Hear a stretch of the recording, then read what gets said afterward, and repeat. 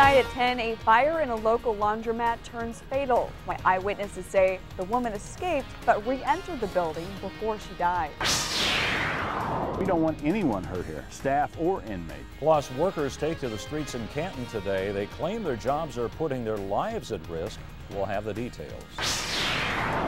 There's a movement on Facebook to save Pekin's West Campus, but is it too little too late? We'll hear from the city and from property owners tonight. Taking action for you. This is WMBD 31 News at 10. Good evening, I'm Bob Larson. Thanks for joining us. I'm Meg Marshall. A woman is dead tonight after a fire breaks out at a local laundromat. Fire officials tell us the blaze began about 3 this afternoon at the Mason City Laundromat. The building also housed 4 apartments, and crews tell us the fire consumed the structure. According to authorities, the victim was a resident of one of those apartments. Eyewitnesses at the scene tell us the woman made it out of the building safely, but went back inside to try and save her pet. The fire chief says his volunteer crew responded to the scene within 3 minutes of receiving the call. It started in the laundromat down below. It does not appear to be suspicious at all in nature. We have the fire marshal here, and we have crime scene investigators here doing some work on it.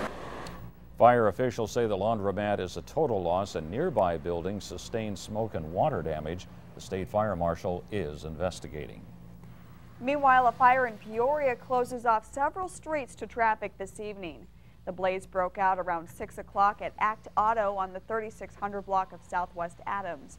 Officials say the flames were isolated to a vacant mobile home in the auto parts yard. Both Jefferson and Adams streets were blocked off while crews put out the fire. No one was injured. Officials are still trying to figure out what sparked the blaze. It could be 12 weeks before we know what killed a middle school student in Normal. The autopsy on 13-year-old Donnie Hampton Jr. was inconclusive. WMBD's Twin Cities Bureau Chief Jacob Long tells us what that means for the death investigation. The Cook County Medical Examiner was unable to determine the cause of Hampton's death. Now additional testing is being ordered, but that process could take several weeks. Hampton died late Tuesday night at a Chicago area hospital. He collapsed earlier that day at Kingsley Junior High School after an incident of horseplay in a school bathroom. It is believed Hampton went into cardiac arrest. Normal police say their investigation is ongoing. They've completed interviews and gathered the necessary information. Chief Kent Crutcher says the witnesses' stories are consistent, and he doesn't have any reason to believe yet that this was an intentional act of violence. The missing piece, though, is still the cause of death. Once that's been identified, authorities will determine the direction of their investigation. And then we'll sit down with the state's attorney and go over all the evidence, all the facts, and they will ultimately decide if charges should be brought forward. The Kingsley community is raising money to help pay for Donnie Hampton's funeral expenses. An account has also been set up at Prairie Land Federal Credit Union in the Twin Cities. Services for Hampton are set for Tuesday at a Chicago funeral home. There's a 10 a.m. wake and an 11 a.m. service. Reporting in the Twin Cities, I'm Jacob Long, WMBD 31 News. An autopsy is conducted today on a contract worker killed at a local airport. 39-year-old Robert Hill Jr. of North Dakota was killed while working to fix a broken door on a hangar at the Galesburg Municipal Airport. Authorities say Hill got caught in the jammed door. He was pronounced dead at the scene. A former Peoria City Council member has passed away. Dorothy Sinclair suffered a stroke and died on Thursday afternoon at OSF St. Francis Medical Center. Dorothy served for 16 years on the City Council and ran for mayor back in 1989. She was active with the League of Women Voters and also worked for the Peoria Historical Society for many years. Those close to Dorothy say that she was a pillar of the community and lived her life for others. 2 words come to mind with her: intelligent and committed. She certainly had an influence in Peoria on a lot of lives. Friends say there's a little-known fact about Dorothy that truly shows her love of history and commitment to the Peoria area. While she was working with the Historical Society, Dorothy donated her paychecks back to the organization. Some local workers say management is putting their lives at risk. Staff at the Illinois River Correctional Center in Canton say security has become lax at the facility And they picketed today in what they say is the final straw. WMBD's Maria Chandler was there today and has more. Came down here when they opened this. Dick Heitz has worked at the Illinois River Correctional Center in Canton for 2 decades. He works as a lieutenant and a supervisor at the facility, and it's where he rallied workers for a picket on Friday. He says the center is backpedaling when it comes to safety, especially after a shot was fired last week and a full investigation is called for. They're not doing that. They want to get them off lockdown. They tell us it costs too much money, but there's no money that can compensate for a human life. The AFSCME local union says they've tried sending letters and talking with the Illinois Department of Corrections, but say nothing has been done to enhance safety.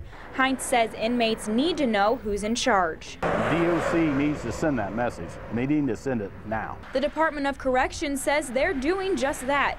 They say each case is unique when it comes to an investigation. The warden and the DOC team have had multiple discussions with union representatives and with AFSCME's local, and listens to all of their concerns and takes every concern into account. But a picket Friday by the union says otherwise. Workers are picketing with signs that say protect our staff, but they're not only worried about their safety, they're worried about the safety of the inmates as well. We don't want anyone hurt here, staff or inmate. They have families too, and we need to secure this facility. The DOC says the inmates have been locked up and one wing is still on lockdown. Meanwhile, officers here hope this is the end of the violent events. In Canton, Maria Chandler, WMBD 31 News. Around 370 people work at the Correctional Center. They have just under 2,000 inmates in the facility. Bids are in for the new transportation center in Uptown Normal. 8 contractors from across Illinois submitted proposals. A committee now has 1 month to narrow the field down to 4. Finalists will be interviewed. The Normal Town Council is expected to vote on a recommended winner on June 21st. City Manager Mark Peterson says the public should learn more about each proposal after the paperwork is processed. Thousands of Facebook users are rallying around an old school in Pekin. Pekin High School's West Campus closed in the late 90s. It's been vacant ever since. WMBD's Brett Lemoyne tells us why some residents are trying to get it converted into usable space.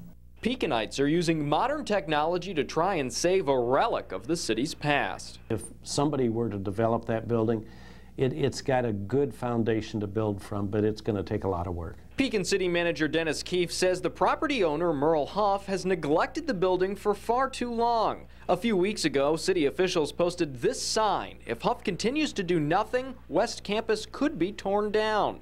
Huff declined an interview, but told us by telephone, quote, "If the city wants to work with me, fine. If the city doesn't want to work with me, that's fine too." Keefe says the city wants to renovate the building. Officials are just waiting for some sort of plan from Huff.